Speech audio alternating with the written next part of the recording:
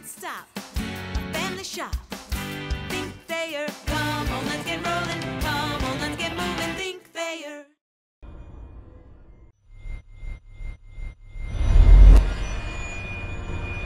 Again, each and every week they've gotten better, and this might have been their best performance to date. Although, it's a Kent team that's a little undermanned, but they're dang gritty. I think we all saw them take Western Michigan deep into the third quarter last week. So hats off to the defense, and really game ball. If I had to give one, it'd probably go to those big guys up front. They did a great job moving bodies. Questions? If you would start us out with the offense, you've talked for the last few weeks about establishing the run game and did it in spades today. Right. What was the difference today? Calling run plays.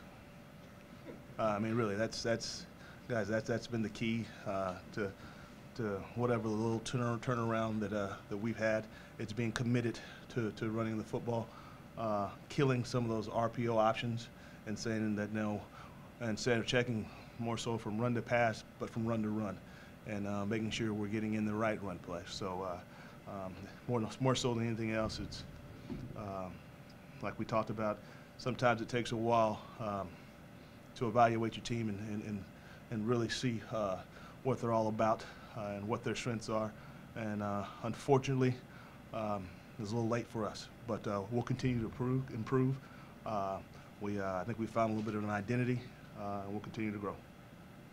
Well, you talked a little bit about the three guys you had running, because they all three did what they did best, didn't they? Right, they did. We hit the big play with the little kid who's been banged up. That was he had that high ankle sprain, and really that was the first time we've seen him come out and have a burst like he had earlier in the season. Fred Coppet's been consistent all year long, and then like I said earlier in the week, Donovan's kind of built for November. So. How did your offensive line react when they found out there was going to be this much running today? Well, they've been begging for it all year long. And a bunch of them come up to me and said, "Coach, put the heat on us, put it on us, put it on us." And really, like I told them, you got to make me want to run the ball.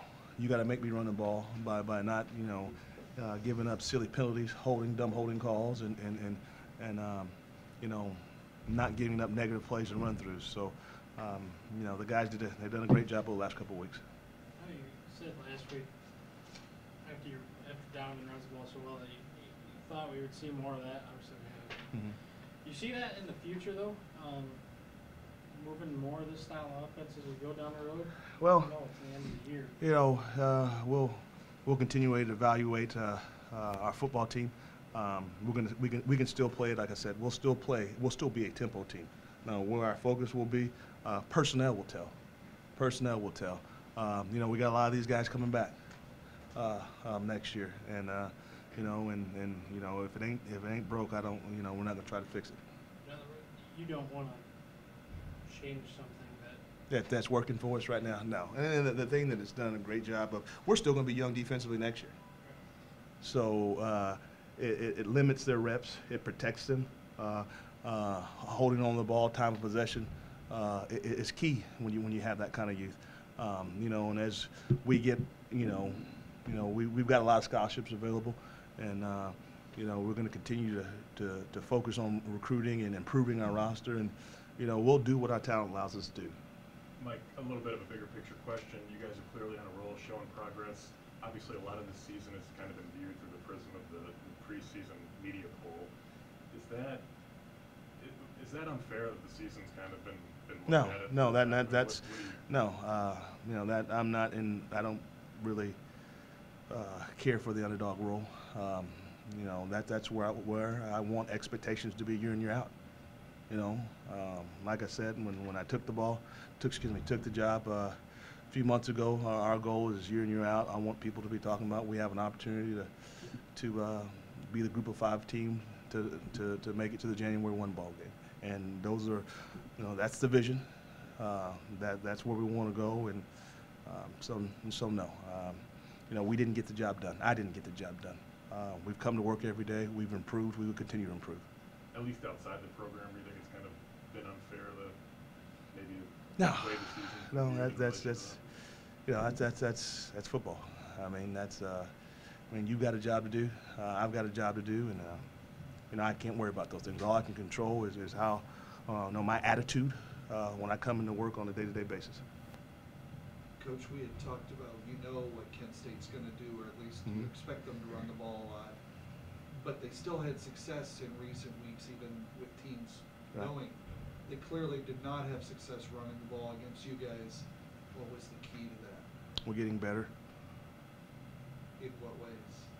Well, you know, we came out and we kind of rolled the dice a little bit, and we left those guys on the islands a little bit out there, and yeah, right, our corners, and then we got our safeties involved in the run game. Some of the things that we tried to do earlier on in the year, and it didn't go very well, and we were able to execute that tonight. So that was the biggest difference. We kind of loaded the box, and we were going to take the run away and put some heat on some of those young guys.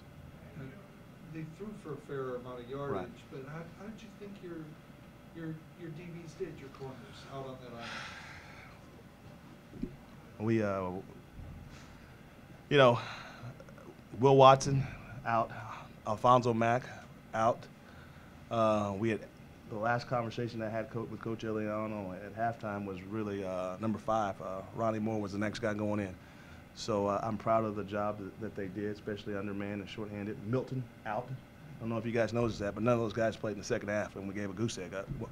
So I'm very proud of the way they competed, and you know, and again, Kent was undermanned, but like you said, they play with a lot of heart, and Paul does a great job with that football team. And with having like big one like this, how big is that moving forward? Well, it's good to string two together, and it's good to play well for 4 quarters. You know, disappointed in the last drive of the second half. Felt like maybe we should have adjusted a little bit, but 2 minutes ago you might want to put somebody on. You want to have depth at your defense and not give up a big play in that situation. So we got to look at that, and we got to evaluate that. We got to learn from that. Flip side of that, we get the ball 3rd down. Down in the red zone with a chance to go up, make it a 3-score game, or go up 17.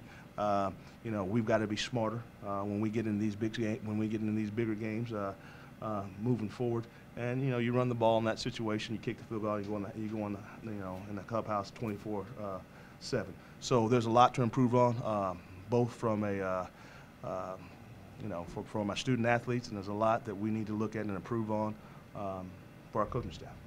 Having said that, though, I'm looking at a score sheet that says 42-7. I mean, you're going to have to smile a little bit when this is all said and done, right? I know. I'm happy. Now, don't get me wrong. I mean, winning's good. It's a good thing. It's a positive thing. But you know, to your question, you know, in order to get to where we want to go and be the team that we want to be, we can't be satisfied, and we've got to continue continuous improvement. We always got to look to be better. Good? Yeah. All right, thank you. Guys, thank you so much. That's so much better than coming in here.